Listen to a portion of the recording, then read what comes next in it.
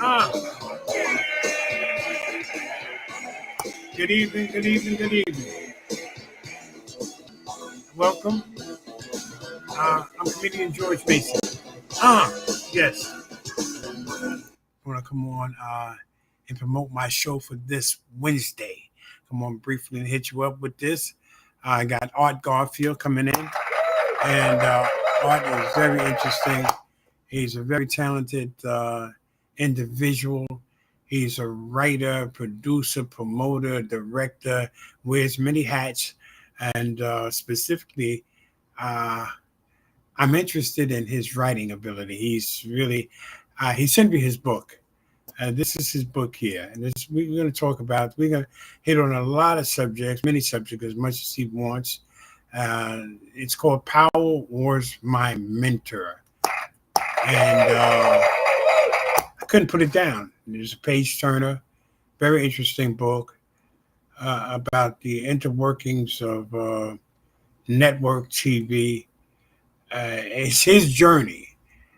And he was hired as warm up. He's a comedian, as I said. He wears many hats, but he was hired specifically for the Cosby Show. At that point, it was to be a warm up act, and very funny, and encountered a lot of jealousy, a lot of hate, and he was fired from that position as a warm up act, and that's where the story really starts. Actually, he'll be here to tell it.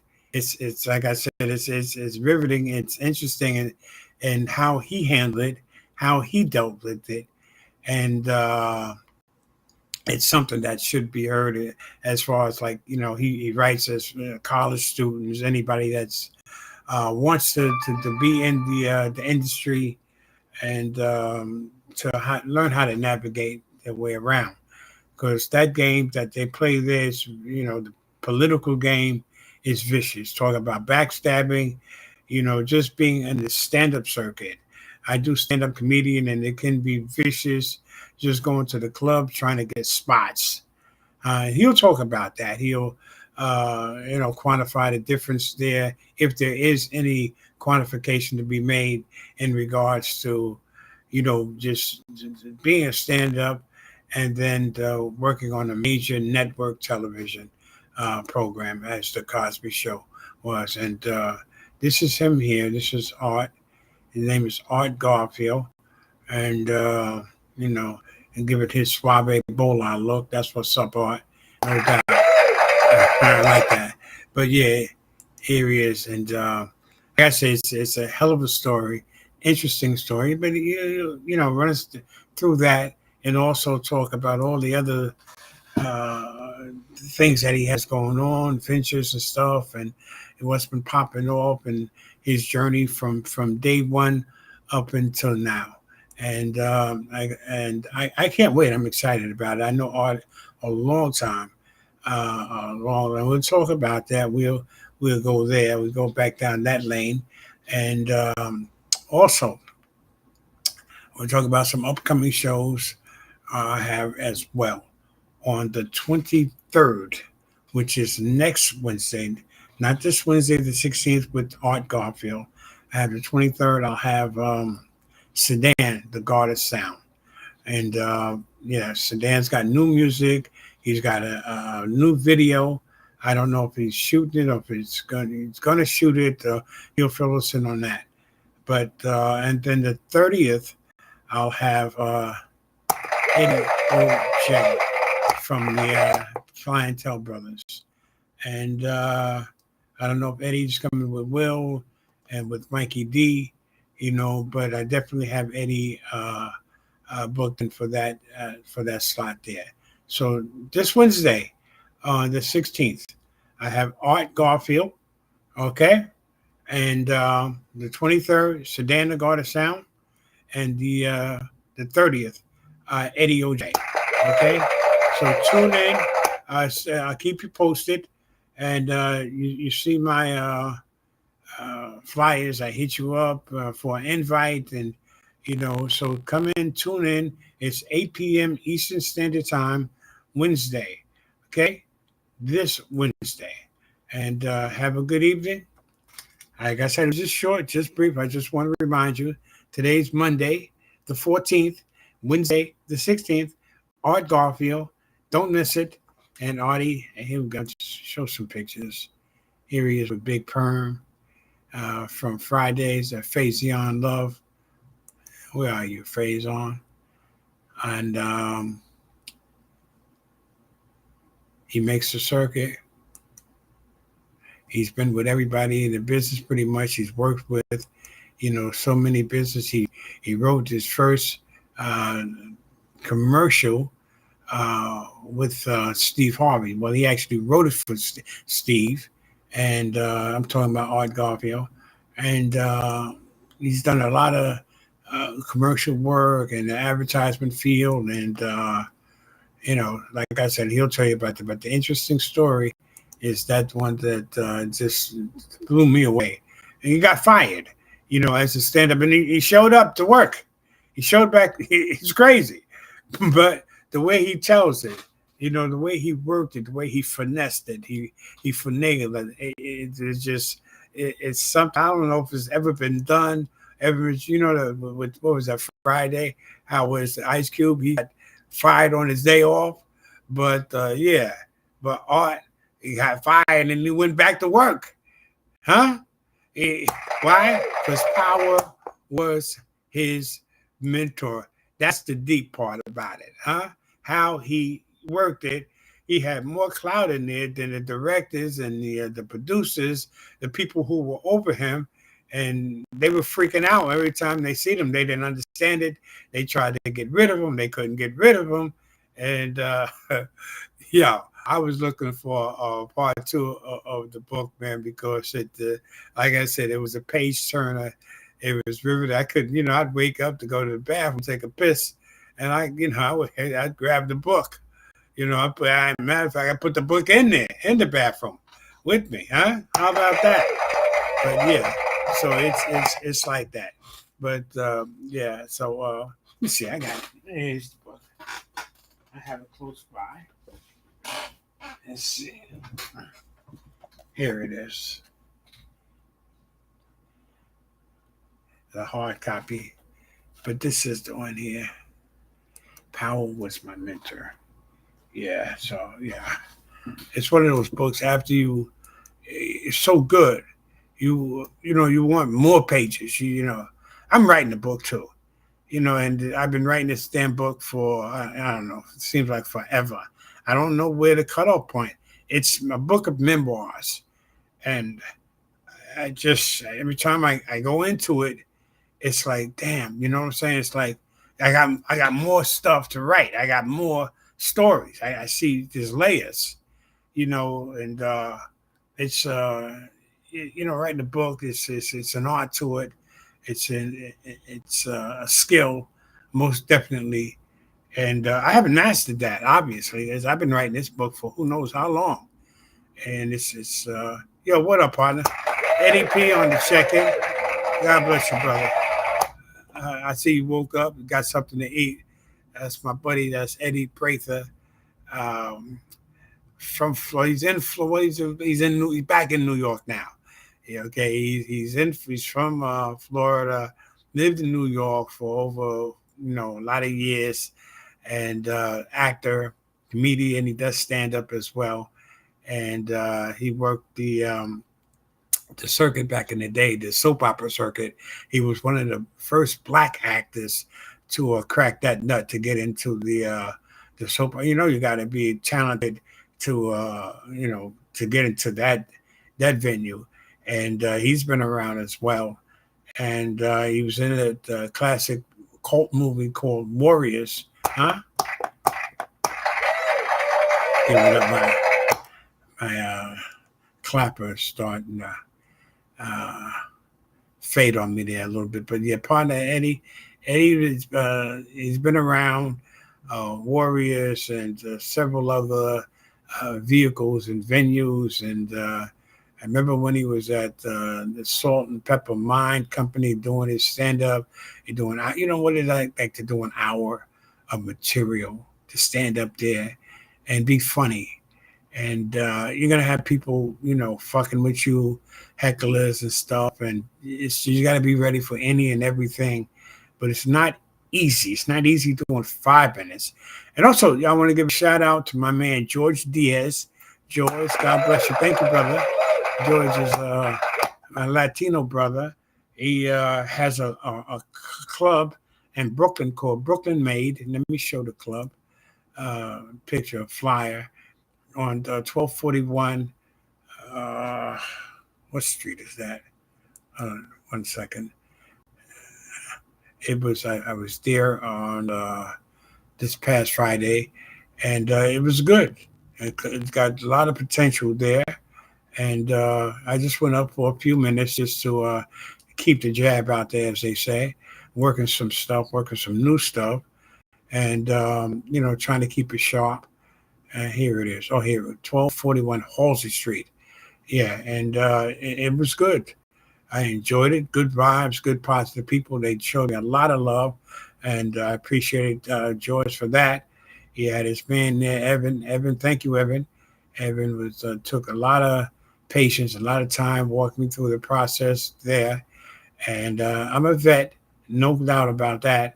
But but still, and I was trying some crazy stuff, some new stuff, and the young cats that were there, they were appreciative. They listened to stuff like that, but I was going, but I was testing stuff out. You know what I'm saying? So it's like when people don't know, like when they're hearing that, they're hearing new stuff, it's new, but even your old stuff to them is new. They never heard it before. You know what I'm saying? So I worked that out. I did a few minutes of that. And 5 minutes, let me tell you, if you're not doing good in 5 minutes, 5 minutes can feel like an eternity up there. But like I was saying, an hour worth of material. And like my boy Eddie used to work out an hour, and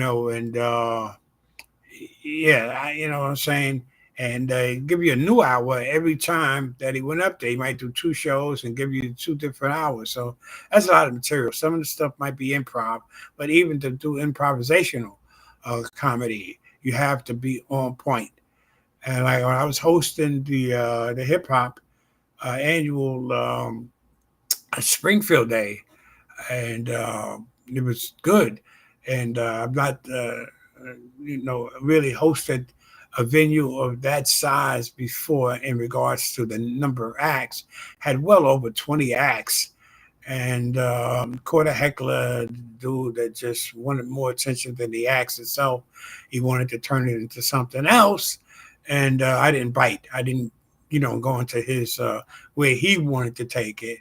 It was a positive affair, and I kept it, positivity. Didn't even acknowledge anything that he said to me, and just played it straight, and just brought the acts up and did my thing. I tried to do a little comedy, you know what I'm saying, to keep it moving along those lines. When I said I was a comedian, I guess it said Def Jam. It clicked Def It clicked Def Jam in his head. You know what I'm saying? So it was like I said, "Oh shit!" When I seen that, I was like, "Oh nah, I'm not going down that road. Nah, I fucking not only too old for this bullshit, but I'm fucking exhausted." To go back and forth, your mama, this, that, and the third, you look like this and such. Nah, B, you got it. You win. You got this one. You know what I'm saying? Yeah, I give you that. I give you that. I give you that. Cause it wasn't that venue. Feel me? It was about the artists that were there, and they were professionals. They were extremely talented, and when you get into the spoken word, it's you have to listen. You have to pay attention what these brothers and sisters are saying, how they present themselves, and how they put their package together, and they're there to perform. They're there, and we had a decent crowd. It would have been better, but the rain held us off that day. But hey, listen, and mad props to Chucky Chuck. Chuck did his thing. Huh? Chuck put together a great show. And my co-host that was with me was Van Silk, and I was honored to be there on that same stage with Van. Van goes back to day one of like when hip hop really came into what we know it as today, like with Grandmaster Flash, Furious Five, and Rakim and them cats, and Dougie Fresh, who actually had a clip where Dougie was giving mad props to Van Silk, and Van used to be married to the original Spinderella, with Salt and Pepper. A lot of history with Van, and he knows everything and everybody about hip hop because why? He was there. He was there from day one, and he did his thing, and he's fighting and battling cancer now. And man, he was strong. He did his thing. He held up. He got tired near the end of the whole affair, the festivities. We were supposed to start at um, 2:30. Actually, the venue was from 12 to 8. Okay, but the acts were supposed to, start coming through at 2:30, and I think we might have started bringing them up. Van and myself at 3:30. So yeah. So, but it was still a successful venue. It went on without a hitch, except that little thing there. Like I said, I didn't feed into that cat, and just kept the show moving. And he eventually went. He went off. He was just trying to get attention, and he wanted to be the show. A lot of times, that's how those shows are. If it's one of those, you know, um, going back and forth. The person that started initiated it, unless the comic themselves, male or female, starts fucking with the audience, then it's fair game, huh? Then it's like one of those like, all right, it's whatever type situations. But if you're a straight comedian, straight doing straight stand up, and you just want to entertain and perform, and a guy comes at you or female comes at you, now you gotta, go into something else, and da da da. Everybody has their stock lines, their comeback lines, and you have to be ready. You have to be on your toes. I'm in the game for over 30 something years. I got a lot of comebacks and stuff like that, but I love to just have people hear my stuff. I'm an excellent writer, and I like to give my point of view, comedically in that format. That's what I'm up there to do. That's what I'm paid to do, and to show you my skill and my talent as a performer, as a comedian. I do observational comedy, and I got some clever stuff. I have some real good stuff. I make me laugh. So that's good. You got to like your stuff, and I'm pretty sure, like as performers, as the rappers, you got to like your stuff, man. Like my man. I love the Silver Fox. I love Sedan. I love them all. I love all the cats that were on the show that day. They had the Boogie Boys.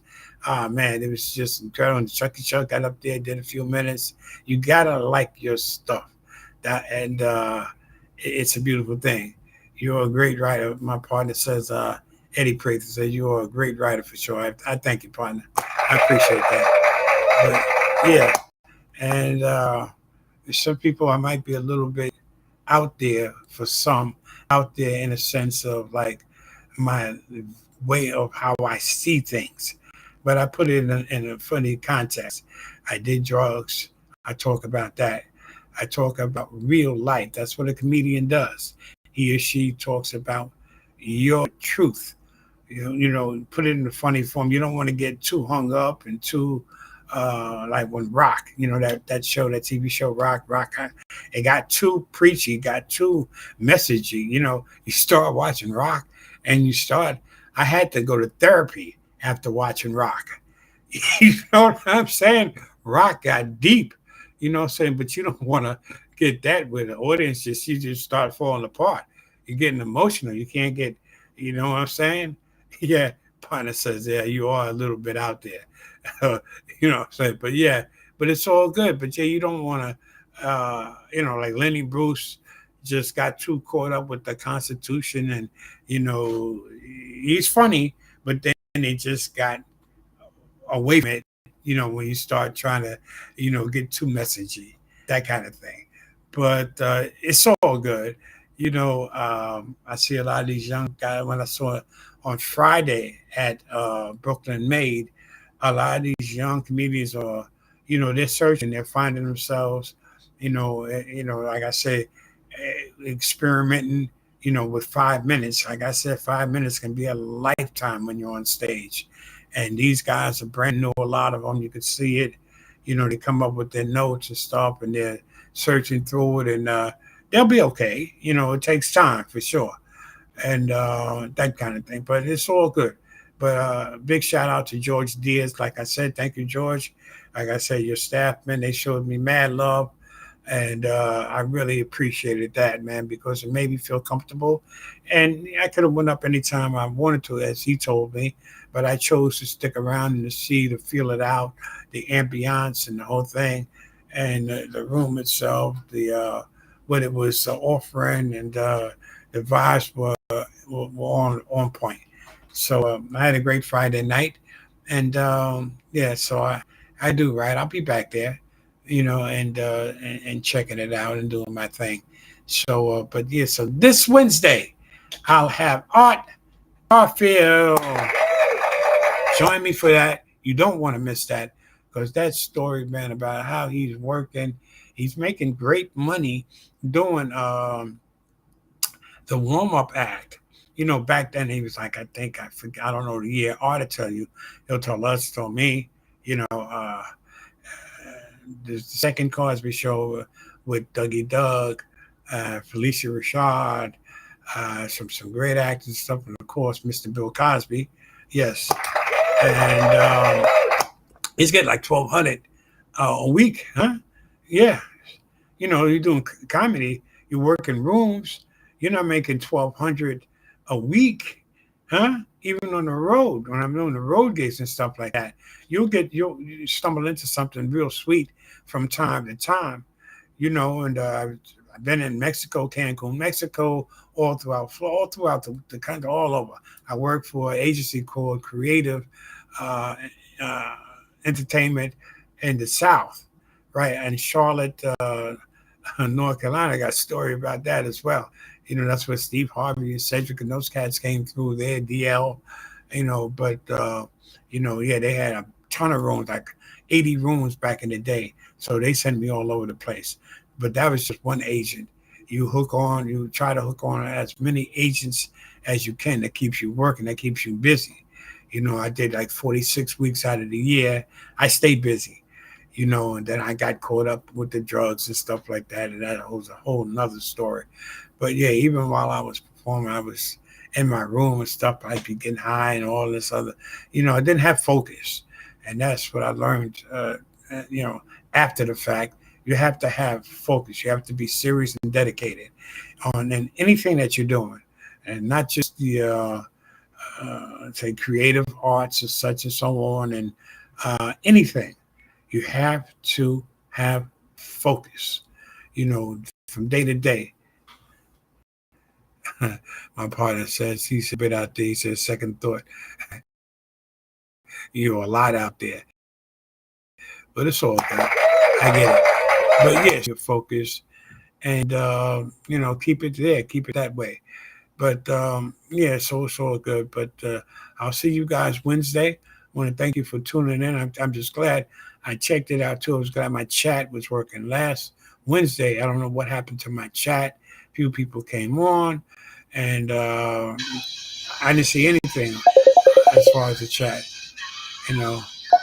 Yeah. So I don't know who that is. Oh, I know I do. Oh, I see that. But it's all good. But yeah, God bless you. Listen, you can't be in the wrong if you're doing the right thing, huh? You can't. Stay strong, stay positive, stay on the up, huh? On the right side of positivity. Love this beat. Yeah. And if you love somebody, tell them you love them. Call them. Let them know. Huh? Persistence overcomes resistance all the time, baby. Huh? See you Wednesday night, 8 o'clock, 8 p.m. Eastern Standard Time. I will have Art Garfield and Yelpy. He's going to do his thing. You're gonna love the story. I'm telling you, it's incredible. You know, he gets fired, then he comes back on, every day. Fucking shows up every day on the strength of Howard was his mentor, Mr. Cosby. Great story, and can't wait. God bless you. Good night. Yes, yes, yes.